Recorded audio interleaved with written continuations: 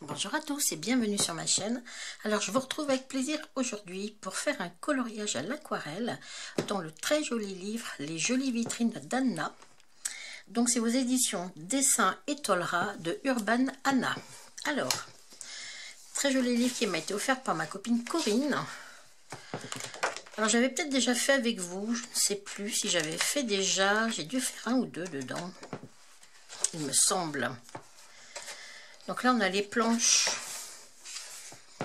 de toutes les illustrations qui sont dans le livre. Il me semble que j'avais dû en faire une ou deux, si je me souviens bien. J'ai fait celle-ci, l'apothicaire. J'avais dû en faire une autre. Et j'avais celle-ci, voilà. Alors, les couleurs ne sont pas forcément les mêmes, parce que bon, c'est pas forcément toujours évident d'avoir exactement les mêmes couleurs. Et puis, on n'a pas forcément envie d'avoir aussi les mêmes couleurs. Donc, on peut changer les couleurs, bien sûr, à sa guise. Hein. Alors, parfois, je prends le cas de cette illustration, parfois, le fond, on va dire, est dessiné. Là, notamment, ce sont des briques. Et parfois, ça ne l'est pas. Je sais plus où je l'ai. Oui, par exemple, ici... Sur le dessin, on a les briques tout autour et là, on n'a rien. Libre à nous de refaire des briques si on a envie ou autre chose ou rien du tout. Voilà. Je trouve que c'est assez bien parce que ça nous laisse un petit peu la créativité de faire ce que l'on veut. Si on a envie de changer un petit peu, c'est pas mal. Alors, aujourd'hui, je vais faire celui-ci. Non, pas celui-là. Celui-ci.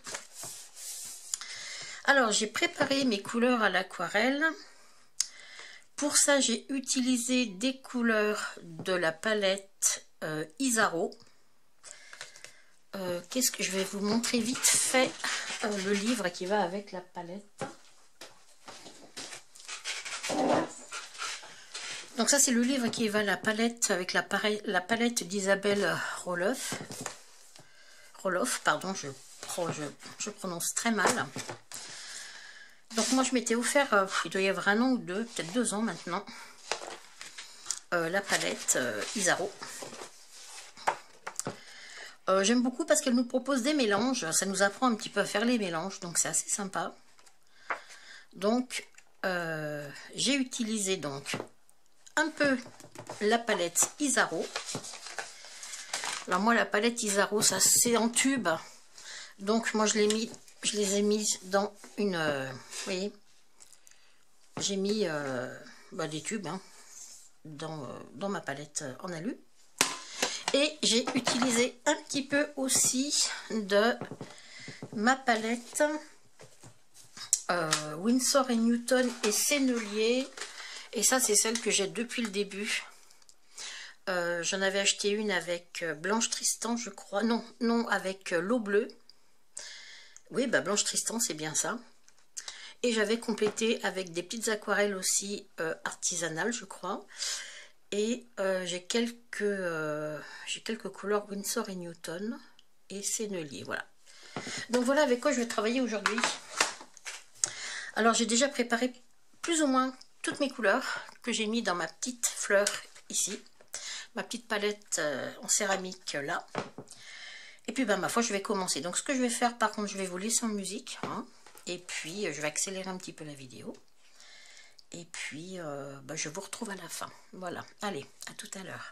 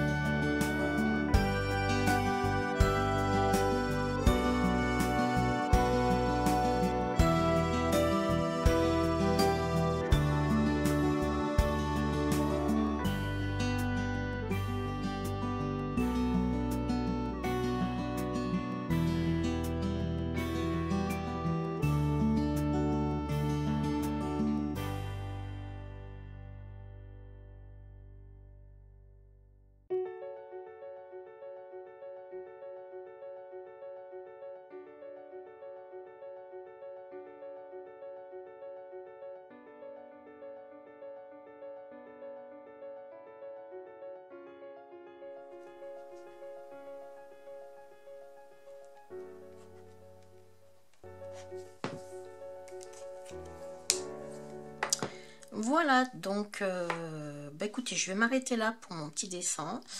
Il y a toujours bien sûr moyen d'améliorer encore et d'améliorer et d'améliorer. Moi, je vais m'arrêter là. J'aime bien ce que j'ai fait. Le plus difficile, j'ai envie de dire, c'est de trouver un petit peu les couleurs qui se rapprochent. Bon, le vert, je suis pas trop mécontente parce que je trouve que c'est très dur à essayer de reproduire un peu ce vert. Bon, les pierres, c'est pas du tout ça, mais bon, c'est pas très grave. Je me suis bien fait plaisir avec mes petites couleurs aquarelles. Donc, comme je vous avais dit, j'ai utilisé la palette Isaro. Moi, je vous ai montré le livre tout à l'heure. Je vous ai montré la palette que moi j'ai faite à partir des couleurs que j'ai achetées. Il me semble qu'il y avait 12 couleurs dans le pack, il me semble. Et j'ai utilisé également donc des aquarelles de chez Winsor & Newton et Sennelier. Au niveau des pinceaux, moi j'ai utilisé deux pinceaux. J'ai utilisé un pinceau Princeton Velvet Touch en numéro 4. C'est un pinceau de précision. Voilà. Et j'ai utilisé un pinceau à la vie. Alors celui-là, c'est le... je sais plus comment il s'appelle en plus. Et c'est bon, c'est de l'imitation, imitation écureuil. C'est un Raphaël, je crois. Il est vraiment en train de s'effacer. Je l'ai beaucoup utilisé pour le challenge que propose Kim sur sa chaîne, les pinceaux de Kim. Si vous voulez aller voir et vous voulez débuter à l'aquarelle, c'est parfait. Elle a fait 3 challenges déjà. 2 challenges et puis un calendrier de l'Avent. Et elle utilise beaucoup ce pinceau là qui est vraiment très très bien, pinceau à la vie. On peut faire des détails avec, vous m'avez vu faire des détails avec celui-ci. Et puis donc celui-ci en pinceau de précision, pinceau rond. Voilà, donc le papier il est quand même assez bien sur ce livre là. C'est pas du papier aquarelle hein, mais bon je trouve qu'il supporte quand même bien l'eau. Surtout que j'ai quand même mis pas mal d'eau. Ça c'est mon gros défaut pour l'instant, c'est que je mets encore beaucoup trop d'eau. Il faut vraiment que j'apprenne à gérer ça et ça je trouve que c'est pas si facile. Mais bon, petit à petit, ben, on progresse quoi. Voilà. Écoutez, je vous remercie de m'avoir suivi en espérant que cette petite vidéo vous aura plu. Et puis, ben, écoutez, j'essaye de vous retrouver prochainement pour une prochaine vidéo. D'ici là, ben, écoutez, prenez soin de vous et à bientôt. Bye bye.